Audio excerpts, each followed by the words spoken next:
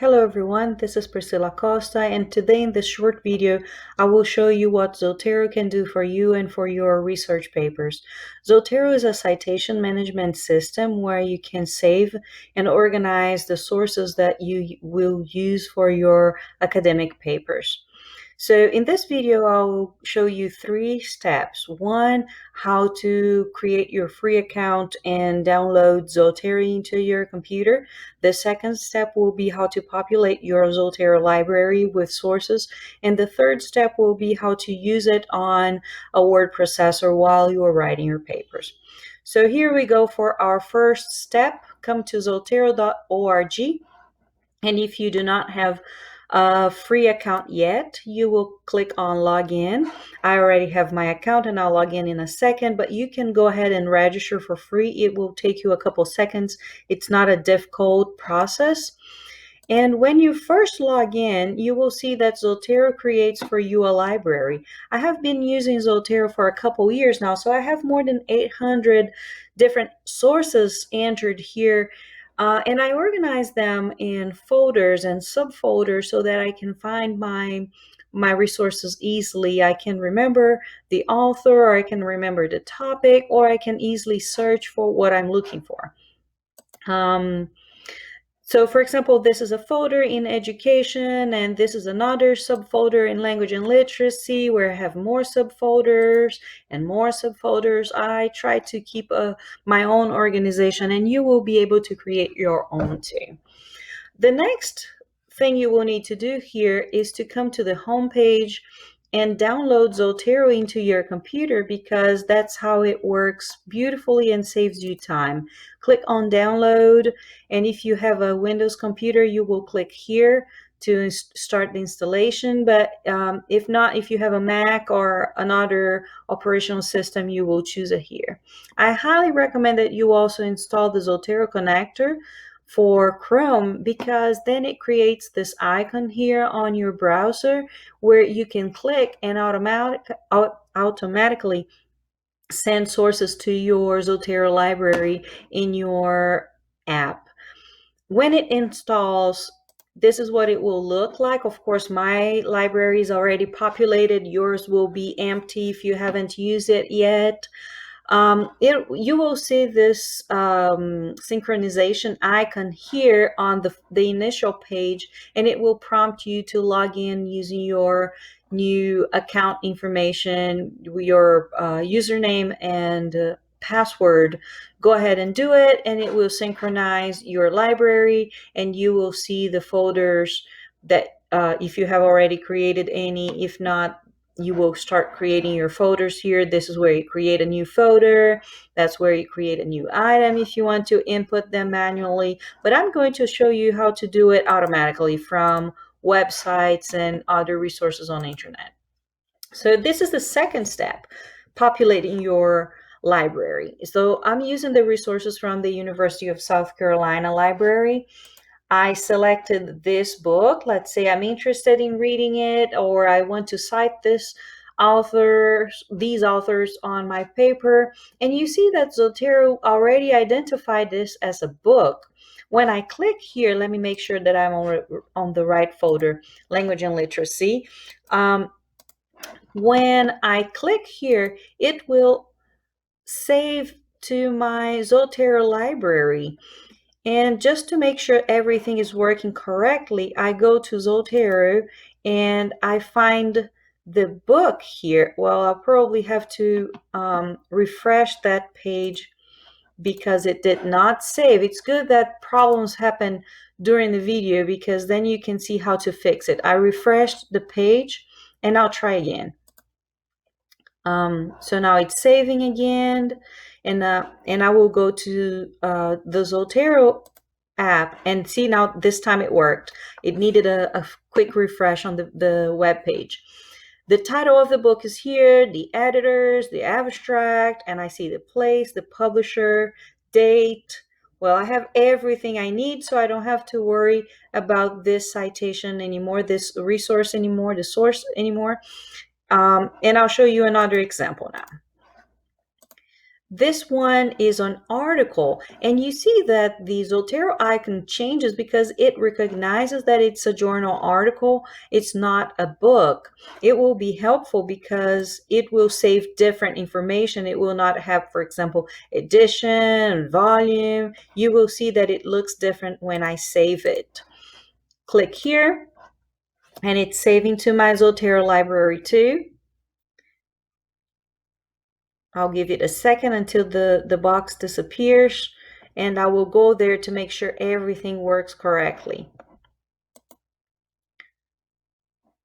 Not yet. Maybe this page too needs a quick refreshing. Let me see. It's coming back. Let me try it again. Save to Zotero. Sometimes it happens that something is wrong with the website and it tells you that there was an error in the saving of the item. So this time it worked. See, again, it needed a little refreshing on that page. And I already see a problem in this one because the database has not only the name of the author, but it has her email listed on the same field. You see what happened here? They put her email on the same author field. So I will have to go there and fix it on Zotero so that when I cite this source, I will only have the author's name. Everything else is here: volume, issue, page, date, the publication title. Well, everything I need is saved here. One more example for you. I will save this web page on my Zotero. I'm going ahead and refreshing just in case so that we don't have a problem. And you see that the icon again looks different because it recognizes that it is a website. I'm saving it to Zotero. And one more time, I'm going to check if the citation came correctly. I have the title, the author's name, and everything. Now, because it's a website, sometimes the authors don't add all the information correctly. I don't need all of this for the website title. I only need Education Week to be saved. I need to put here the website type. It's an ORG website. And the date is missing. That's an important piece of information. So I'll come here to the website, find the date, copy, and populate that information on Zotero manually. Everything else is here, the date and when it was accessed. I'm just doing it right now so you see that the date is correct. Perfect. Now I have 3 sources added to my Zotero library. The third step now will be where things become even more interesting. So I have this dummy text on Word, on my word processor, and when I installed Zotero, the plugin came into my Microsoft Word processor. It also comes into your Google Docs. If that doesn't happen, you will come to the app on your computer, click on Tools, Add-ons, and you can activate your Zotero Word for Windows integration right here. That's not difficult. Just make sure that you close Word and reopen it so that the plugin starts working. I have my dummy text, and let's say I want to cite one of the sources I just added or any other source in my library. I click on Add Added Citation, select the format that I want. I'm going to be using APA for this example, but I have also used Chicago and MLA. There are other formats, but I want APA for this one because that's what my professors now require. And I want to add Paris, but not exactly the one I added before. I want this one to be added here. Make sure you know APA format so that you can verify if it's doing it correctly. It did. It's perfect. It looks great. I will add another citation here another in-text citation. I wrote according to, and this will be a different format. You see here, according to APA, when you just add the author's name at the end of a sentence, you will put them in parentheses, the name, comma, the year, close the parenthesis, and then the period at the end. I highly recommend, if you are not familiar with the format your professors have asked you to use, that you go to our Purdue website and you look the details there. So I'm not going to explain everything here because I'm trying to just show you what Zotero does. In this next sentence, I want to add another source, and it will be another of Paris's articles, and it will be here, the book that the book that I just populated into my Zotero library. And you will see what happens here. It comes with the ampersand, but it's in the middle of the sentence, and that's not what APA tells me. So I will remove the parenthesis. I will turn this into the word and add the parenthesis in this spot, and then put a comma, and this is following APA format, but I just needed a little tweak here. And so on and so forth. And here I want to add another citation. I will put, let's say Paris, but now I want the 2014 plus another article that I've cited before. You see, it recognizes what has been cited already and what else is in my library. I want to cite this one again, and I also want to add another author to cite altogether after this sentence. Because Zotero knows what APA requires, it puts them in the correct order and put the citations with semicolon. All right, let me give you one more example. Let's say this is a direct quotation, and I will add quotation marks here, but this time APA requires that I add the page number. Click on the little Z here, classic view. I will select, let's say, let me see my library.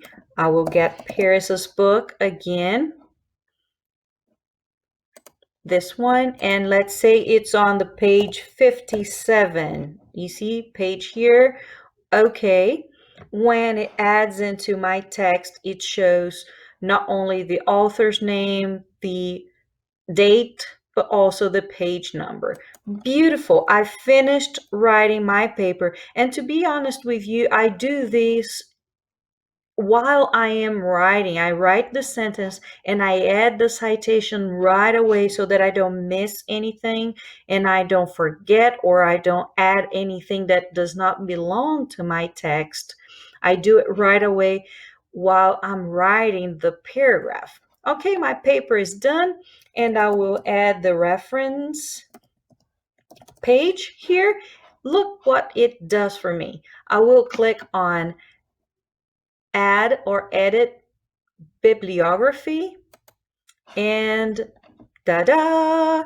Everything that I've cited on my paper is automatically here. And because I know APA format, I know that I do not need to inform all of this. For example, the address, telephone, website. This is extra information. Deleted, it's gone, and I have everything else here. I'm checking that the book has the place and the publisher. I'm checking that the articles have the page numbers and the italics are in the correct place.